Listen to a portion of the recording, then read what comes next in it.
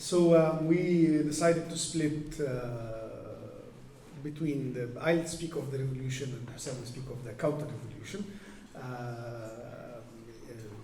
because that's the topic of his recent research and book, which I should actually display. This is Hossam's new book. It's not in the bookshop, unfortunately, yet, but he'll tell you how to get copies of it.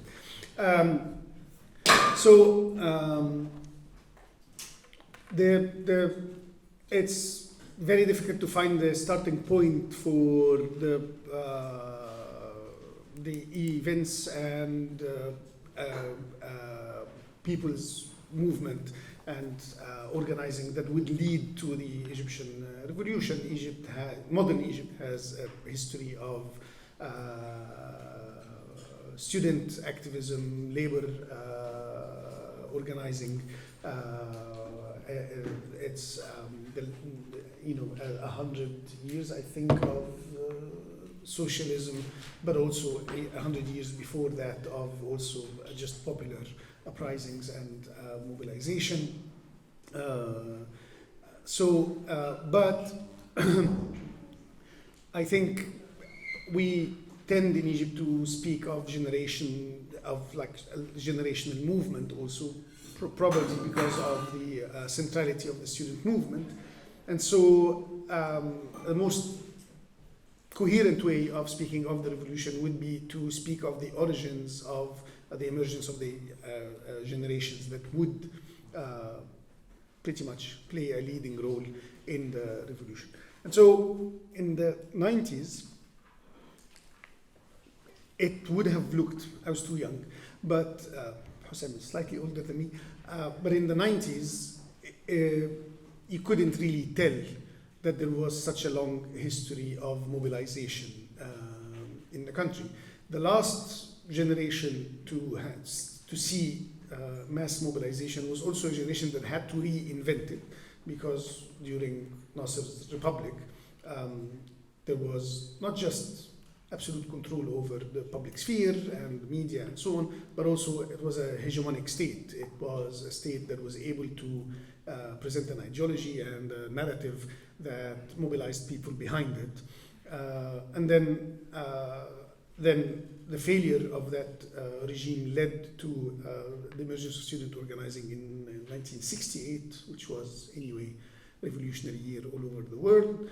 And a decade of organizing led to massive crackdown, emergence of militant Islamism and the use of terror against Christians and so on, led to a 2 decades long, I think, war on terror that militarized the police in Egypt and stifled all the public sphere. But this also coincided with neoliberal, IMF-led structural reforms and so on, and so it naturally just put people under severe conditions that required a response. And so in the 90s, people who were in universities in the 90s had to reinvent student politics, but they had professors that could remember a time when they were active, and so they had access to some history and some knowledge. But the thing that really exploded was, I think, labor protests in factories that were being privatized, and so they were being restructured and reformed. There's public sector industries that would be restructured either before selling, so downsizing and so on, or immediately after being privatized. And there were, like, I think it was Hadid al-Sulb, one of the, this was like the steel mill, one of the cement factories, I think, also. Kafr Dawar. And there had been a disconnection with prior trade union organizing. The officially recognized trade union, which had an absolute monopoly by law, was non-existent. It was like completely stagnant, and working with, I think it had become also deeply corrupt, so that like the representatives of labor were actually benefiting from the privatization, I think, and getting, so they were actually businessmen pretending to be labor union leaders. So these were not spontaneous. There were old school socialist organizers among the workers, but there was no. But they were as if they were reinventing the process of going on strike, and the crackdown was very, very violent. Like a police crackdown was very, very violent, which led to solidarity action by older leftists who were mostly operating either as independent activists and like professionals and lawyers and so on, or old organizations that were working very slowly, but also a nascent organizing within the student movement, which Hossam knows more about. I was too young, I wasn't in the university at the time, would also reinvent student organizing and rebuild a revolutionary socialist organization around the solidarity with these labor strikes. There was also an attempt to reverse agrarian reform. Large land holdings that were inherited from the pre-Republican time were split into small parcels of land, and sharecroppers and renters and farmers who were renting land from large landowners had now rights to land, but they did not have ownership. They had just right to use, like perpetual right to use. And so I think it was 95 or 97. 97 that they tried to reform the law so that to return back to private property rights and expel some of these farmers. In many cases, the intention was also to develop the land into real estate, not really to keep farming it. And this led to very violent resistance from the families who were farming the land, and crackdowns, people being killed, arrests, and so on. And also there were solidarity actions. And I think the spaces were universities, professional syndicates, and attempt to revive some of the existing left-wing parties, like Tajammu and so on. So this was just a framework of how politics were, how radical politics and how street politics looked like in the long 90s.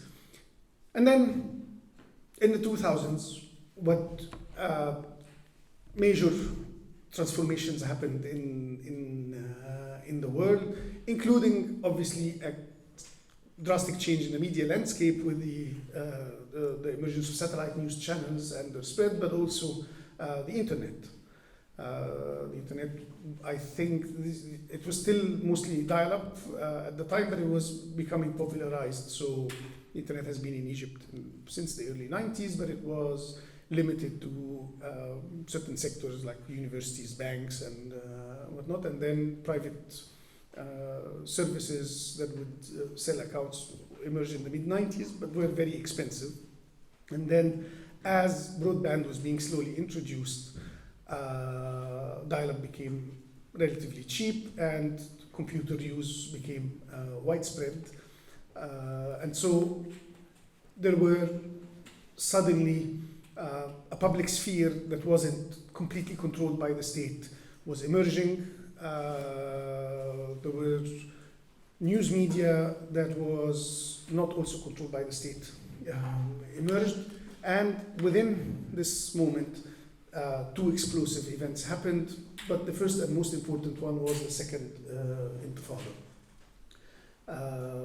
It had been, I think, a very long time since images of Palestinians being killed and resisting the Israelis had been screened and so on. On the first Intifada, this happened, but during the 90s with things like massacres like Qama and so on, Egyptian TV which still had a monopoly on what people were watching, avoided displaying very graphic images.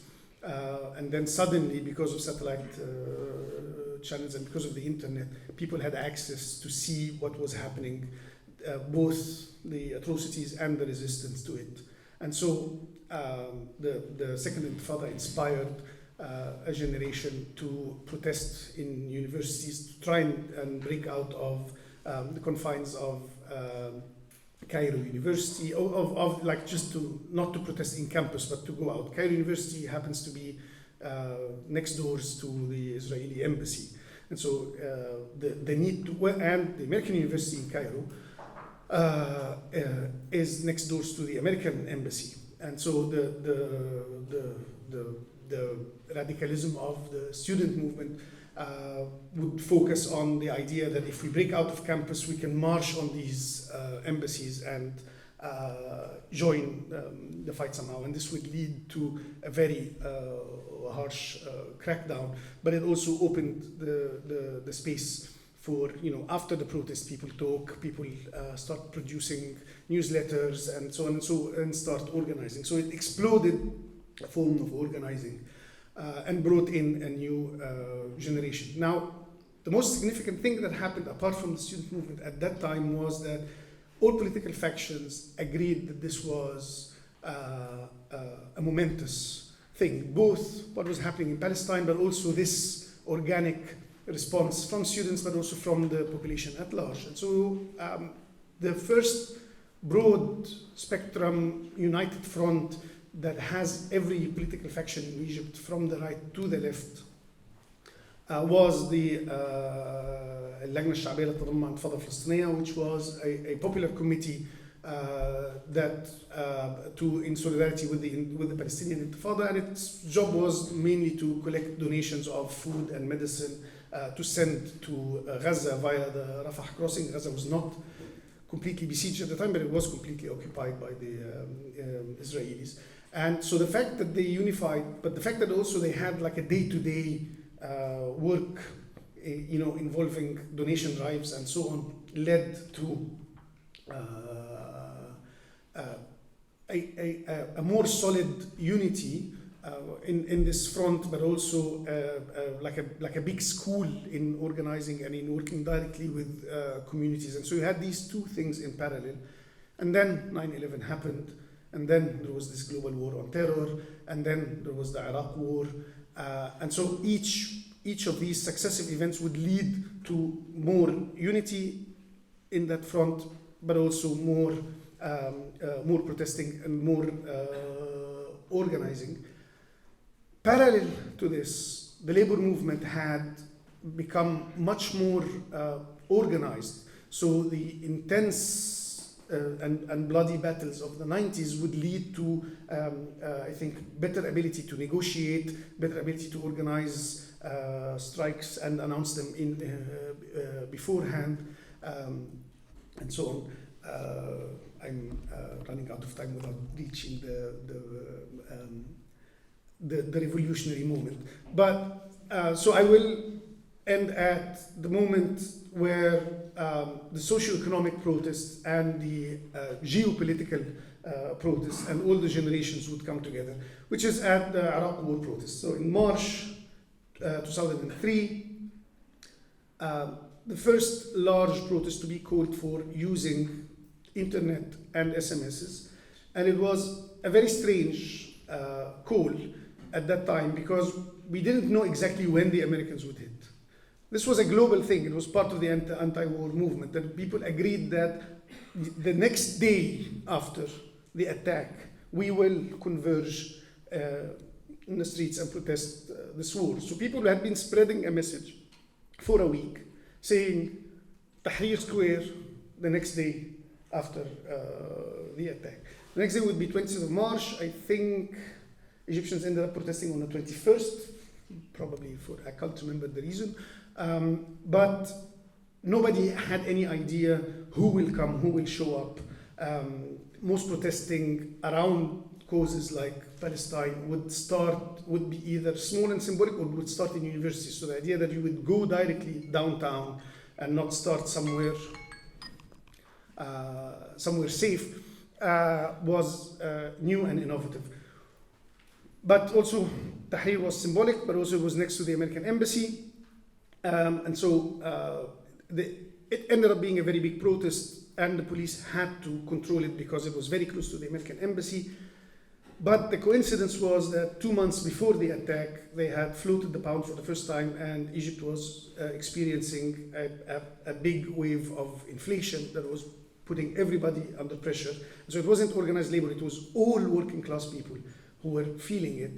And somehow the sight of protesters protesting for Iraq being attacked by the police in order to protect the American embassy, while people were dealing with not knowing how they're going to support their families in the next for the next few days, just made everybody explode, and it turned immediately and organically into a protest against the regime and about prices and about the cost of living.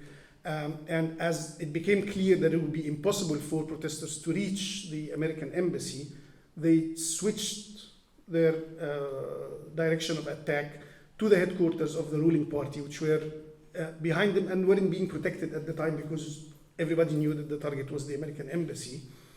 And so it led to a scene that looks like a revolution.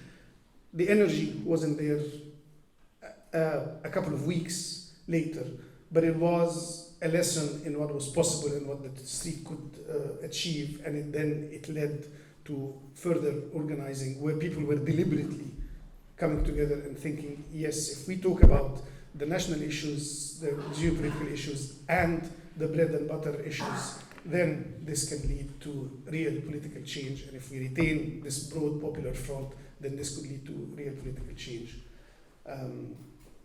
which we can talk about it later.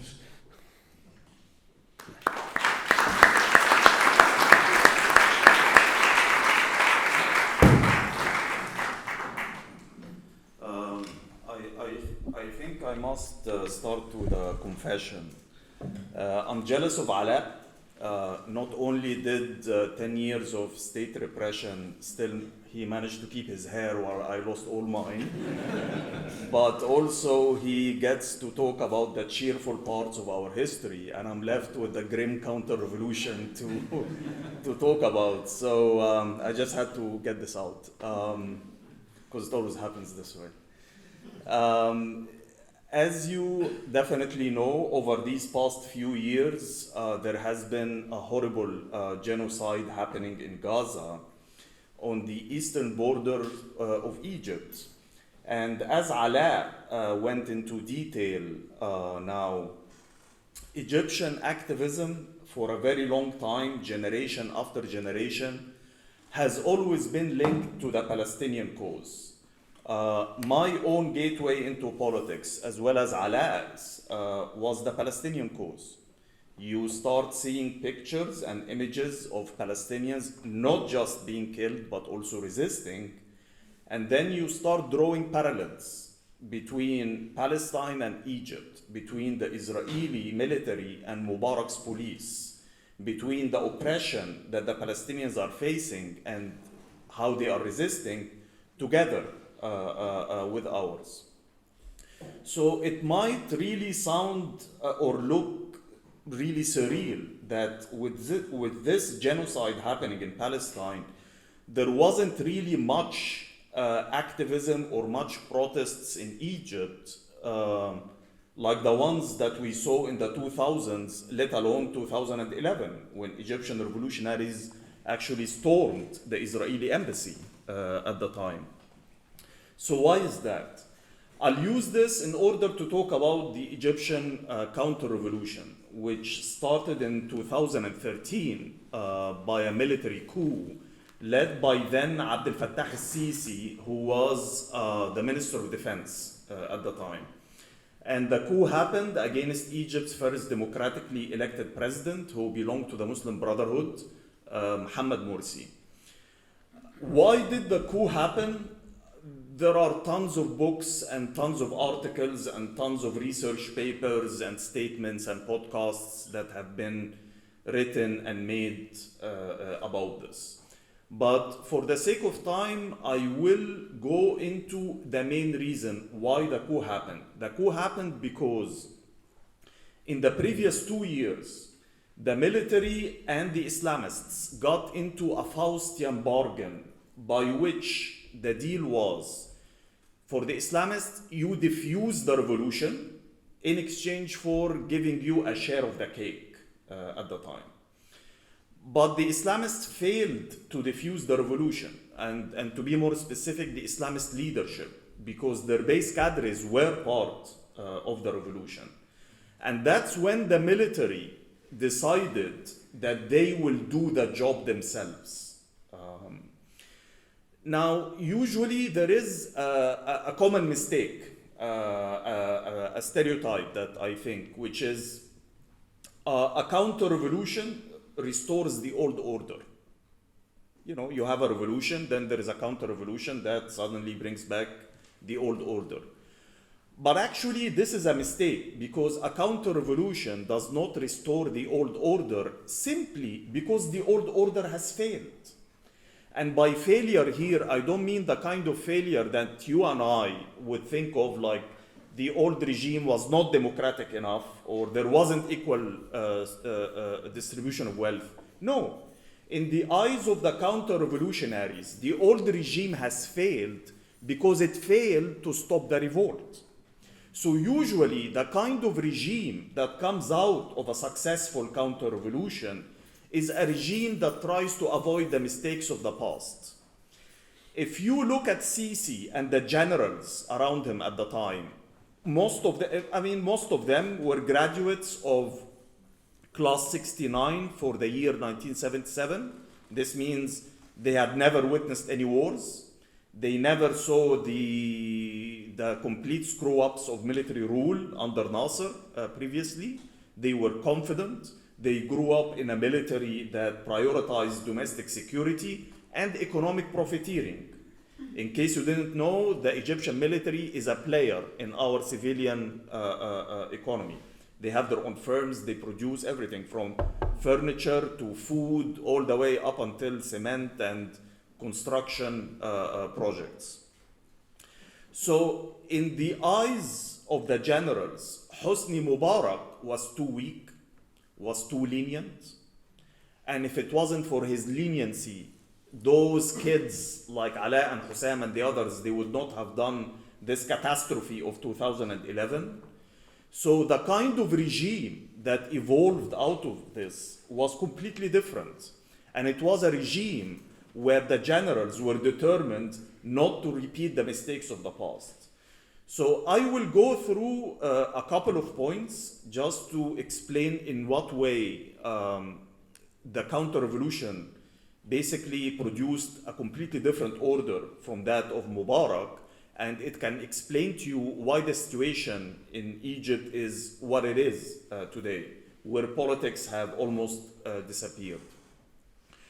Hosni Mubarak was a dictator, there is no question about that. But Hosni Mubarak presided over a very vibrant civil society.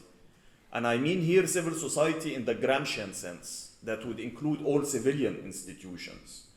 So if atrocities flared in Palestine, Hosni Mubarak would turn a blind eye, and the Muslim Brotherhood would mobilize protests that will never chant against Hosni Mubarak, that will never chant against the police, that will never leave the university campuses, that will never leave the professional syndicate headquarters, that will never take to the streets, so as to diffuse the public anger before he had to send in the Central Security Forces. That's our militarized police. If industrial actions were flaring, and you had like labor strikes happening here and there, like Alaa was detailing earlier, he had the Tagammu' party, which was our version of Dilinka, more or less, and also had the state-backed General Federation of Trade Unions. And he can count on them to try to diffuse the industrial militancy in the workplaces before he had to send in the riot troops.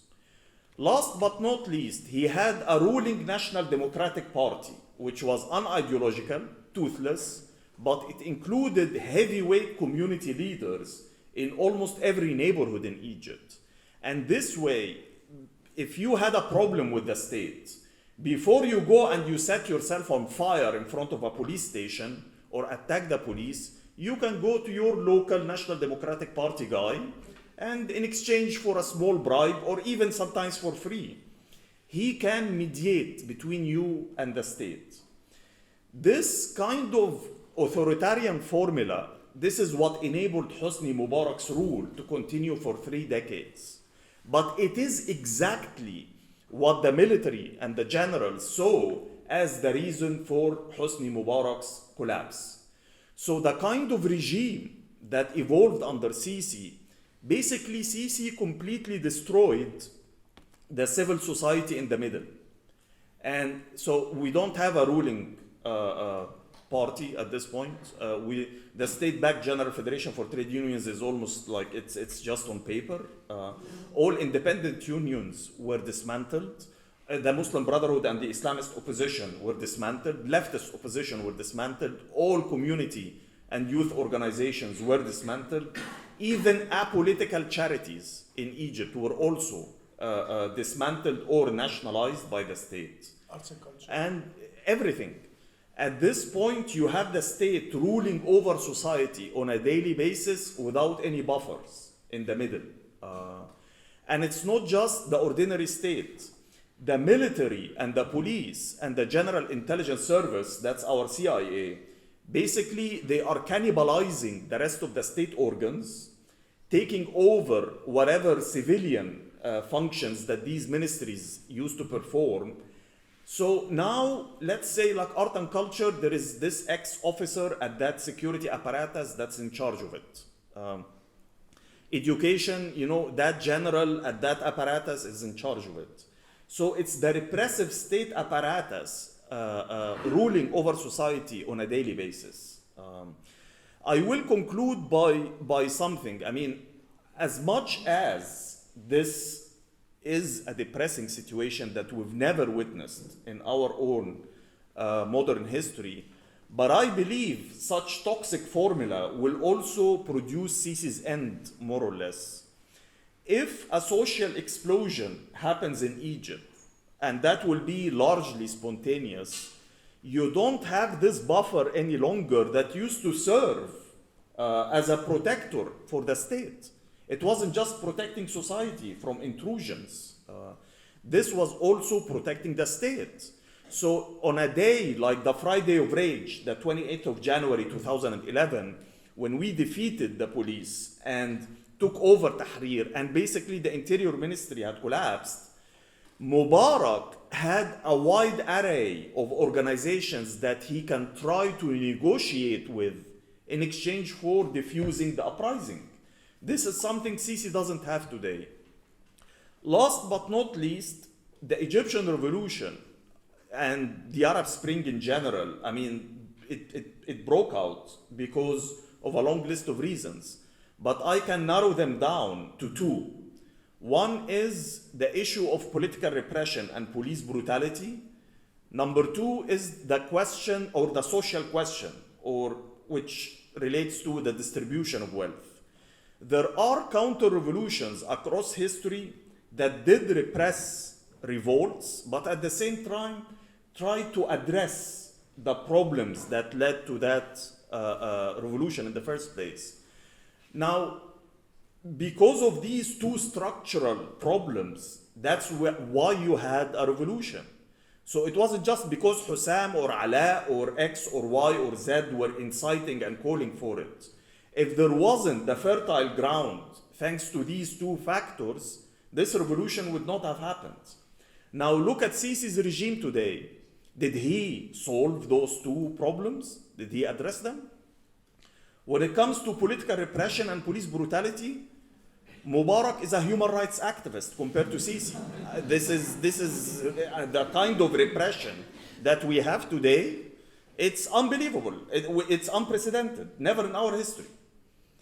Secondly, regarding the question of social justice and distribution of wealth, People are sharing on Facebook like pictures from Egypt in the 1990s and 2000s as like the good old days, where people could still find jobs, and that was like at the height of our neoliberal actually transition, which triggered the revolution later. But even that, compared to today, this is like a Scandinavian socialist country, for example. So I believe that there is actually hope in the future because these two addressed problems were never addressed. Last but not least, and sorry for taking too long, over the past few years, and this is because Sisi's regime could not really deliver, and because the economic situation in Egypt is deteriorating, there has been an incremental rise in strike actions in Egypt. This is something that we can know well because we're still connected to the social movement and dissent. And it is in this incremental rise that we're hoping that it could develop into something bigger in the future. Thank you.